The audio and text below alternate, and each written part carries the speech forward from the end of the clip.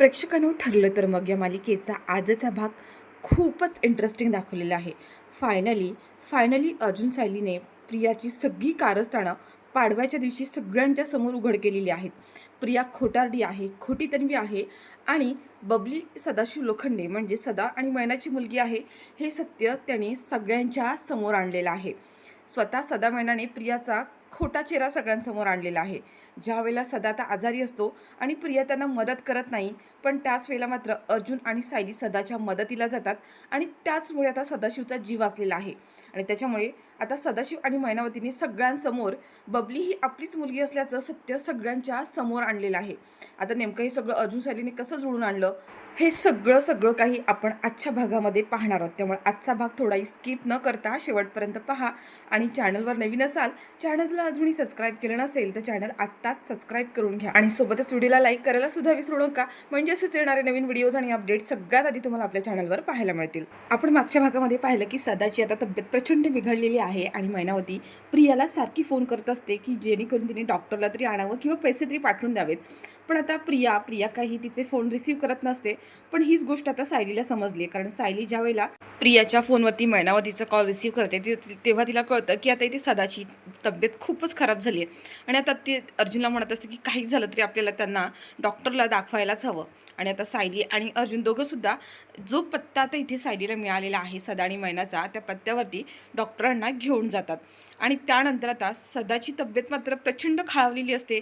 तो आता जगतो की मरतो अशी त्याची अवस्था झालेली आहे. आणि अर्जुन सायली आता जेव्हा डॉक्टरांना घेऊन जातात तेव्हा मात्र आता मैनावती अर्जुन सायलीची आभार मानत असते, तिच्या पाया पडत असते, म्हणत असते की माझ्या एवढ्या मुली आहेत, एवढं फोन करते पण कोणीही आलं नाही, तुमचे खूप उपकार झालेत माझ्यावरती, तुम्ही आलात.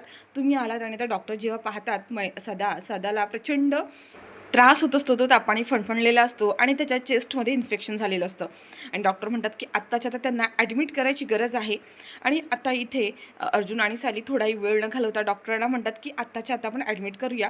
मैनावती म्हणते की माझ्याकडे तर अजिबातच पैसे नाही आहेत, मी माझ्या पोरीला फोन करते पण ती प्रिया माझा फोनच उचलत नाही आहेत. त्यावर अर्जुन सायली म्हणतात की खर्चाचा अजिबातच विचार करू नका, आम्ही सगळा खर्च करू. आणि आता अर्जुन आणि सायली सदा आणि मैनाला लगेचच हॉस्पिटलमध्ये घेऊन जातात. सदाशिवला ॲडमिट केलं जातं. आणि या सगळ्यामध्ये आता मैनावती अर्जुन सायलीचे खूप उपकार मानत असते. मैनावती सायलीला म्हणते की तुम्हाला कसं कळलं की आम्ही इथे राहतोय, ते तुम्हाला कसं कळलं? त्यावर आता सायली सगळा प्रकार इथे मैनावतीला सांगते. मैनावती अर्जुन आणि सायलीचे हात जोडून विनंती करत असते. मैनावती म्हणते की मी तुमच्याशी इतकं वाईट वागले, खोटं बोलले आणि तरी पण तुम्ही माझी मदत केलीत. तुमच्यासारखी माणसं कुठे शोधून सापडायची नाही, मला माफ करा, माझ्यामुळे तुम्हाला खूप त्रास झाला आणि मी तुमच्याशी खूप खोटं बोलले. सायली म्हणते की हो, झाल्या गेलेल्या सगळ्या गोष्टी आता सोडून द्या. त्यावर मैनावती म्हणते की मला तुम्हाला काहीतरी सांगायचं आहे, आतापर्यंत मी एक गोष्ट तुमच्यापासून लपवून ठेवली. त्यावर सायली म्हणते की कोणती गोष्ट, तुम्हाला काही सांगायचं आहे का? अर्जुन पण म्हणत असतो की तुम्हाला अजूनही आम्हाला काही सांगायचं आहे का, तर तुम्ही सांगू शकता. त्यावर मैनावती म्हणते की हो, तुमचे माझ्यावर एवढे उपकार आहेत ना की आत्ता मी तुमच्याशी खोटं बोलू शकत नाही.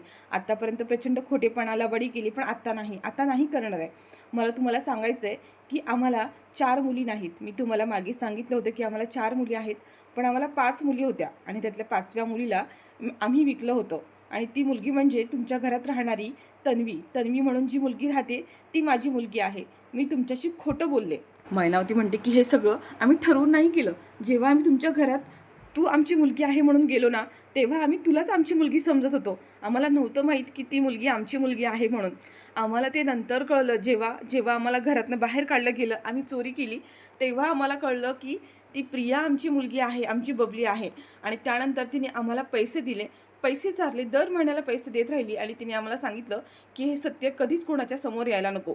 जर तुम्हाला आयुष्यभर पैशात लोळायचं असेल तर ही गोष्ट कायमची लपून ठेवा. आणि जेव्हा अर्जुन सायली तुमच्यापर्यंत येतील तेव्हा त्यांना सांगायचं की तुम्हाला फक्त 4च मुली होत्या. आणि हे सगळं आम्ही ते बबलीच्या सांगण्यावरून केलं. बबली ही आमचीच मुलगी आहे.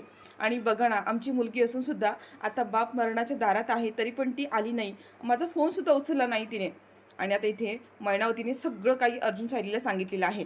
त्यावर आता अर्जुन सायली दोघंसुद्धा मैनावतीला म्हणतात की प्रियाने आत्तापर्यंत बऱ्याच अशा गोष्टी केलेल्या आहेत, आतासुद्धा ती खोटी तन्वी बनून तिथे राहते आणि तिचा खरा चेहरा आम्हाला सगळ्यांच्या समोर आणायचा आहे आणि त्यासाठी आम्हाला तुमची मदत हवी आहे. मैनावती म्हणते की तुम्ही सांगाल ती मदत करायला तयार आहे. अशी मुलगी जन्माला घालून काय कामाची? स्वतःचा बाप मरत आहे तरी सुद्धा ती बघत नाहीये. तुमचे खूप उपकार झालेत माझ्यावरती आणि त्या उपकारांची परतफेड मी कशी करणार आहे? तुम्ही जे सांगाल ना ते मी करायला तयार आहे, असं म्हणत आता इथे अर्जुन आणि सायली दोघं सुद्धा निघून जातात. इथे सदाशिव मात्र हॉस्पिटलमध्ये ॲडमिटच आहे. तर इकडे पाडव्याच्या दिवशी आता अर्जुन आणि सायलीचं ठरलेलं असतं की प्रियाच्या पाठीवरची जी खूण आहे ती बघून आपल्याला कन्फर्म करायचीच आहे. सायली ज्या वेळेला प्रियाच्या पाठीवरती तिचा पदर नीट करत असते त्याच वेळेला सायली आता प्रियाच्या पाठीवरती पाहते तर तिच्या पाठीवर भाजलेल्याची खूण आहे. म्हणजे प्रिया बबली असल्याचा आणखीन एक पुरावा ह्या दोघांना मिळालेला आहे. आणि त्या संधीचा फायदा घेत आता इकडे जेव्हा प्रिया त्याच्या माणसाला फोन करते की सदा आणि मैना यांचा फोन लागत नाही आहे आणि त्यासाठी ती त्याच्या माणसाला फोन करते आणि म्हणते की सदाशिव आणि मैनावती तिथे आहेत का जाऊन बघ आणि त्यांना जाऊन पैसे दे.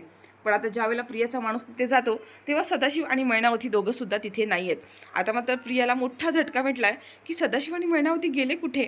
मला तर त्यांनी एवढे फोन केले होते, एवढे फोन केले, मग आता माझा फोन पण उचलत नाही आहेत आणि दोघं गायब कुठे झाले?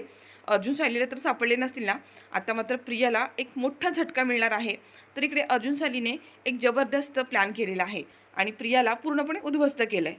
इकडे पाडव्याची सगळी तयारी चालू असताना त्याच वेळेला आता अर्जुनने प्रियाला एक्सपोज करण्याचा पूर्ण प्लॅन केलेला आहे आणि प्रियाच्या विरोधात सगळेच्या सगळे पुरावे त्याने आज गोळा करून प्रियाला पूर्णपणे उद्ध्वस्त करायचं ठरवलेलं आहे. अर्जुन आता इकडे सदाशिव आणि मैनावती या दोघांना सुद्धा पाडव्याच्या दिवशी सगळ्यांसमोर घेऊन येतो. सदाशिव आणि मैनावतीला अर्जुन सोबत आलेलं पाहून प्रियाला खूप मोठा धक्का बसलेला असतो. प्रिया म्हणते की हे दोघं इथे काय करतात? इथे काय करताय तुम्ही? त्यावर अर्जुन म्हणतो की काय आहे ना प्रिया, फक्त दानधर्म करण्याचा ठेका तू एकटीने नाही घेतलाय. तू नाही का सगळ्यांना मदत करतेय? कित्येक महिने झाले ह्या दोघांना तू पैशांची मदत सुद्धा करते. आज आम्ही सुद्धा ठरवलं की आज पाडवा आहे त्यानिमित्त सगळ्यांना दानधर्म करावा आणि म्हणूनच मी त्यांना इथे घेऊन आलेलो आहे. सदाशिव मैनावतीच्या मनात मात्र प्रचंड गिल्ट असतं आणि ते आल्याला इथे सगळ्यांची माफी मागत असतात. प्रिया म्हणते की अरे हो ठीक आहे, पण त्यांना इथे आणायची काय गरज होती? त्यावर अर्जुन म्हणत असतो की आहे ना, खूप मोठी गरज आहे, कारण आज खूप मोठा सत्याचा उलगडा होणार आहे. एका माणसाचा खोटा चेहरा आज उघडा पडणार आहे. आणि हे सगळं ऐकल्यावर मात्र प्रिया मात्र पूर्णपणे हादरली आहे. प्रिया म्हणते की हे अर्जुन सायली आज नेमकं काय करणार आहेत? ह्यांना कळलं आहे का की हे माझे आईवडील आहेत? ते ह्यांच्या आधी काही पुरावा तर लागला नाही आहे ना? प्रिया पूर्ण घामाघूम झालेली असते.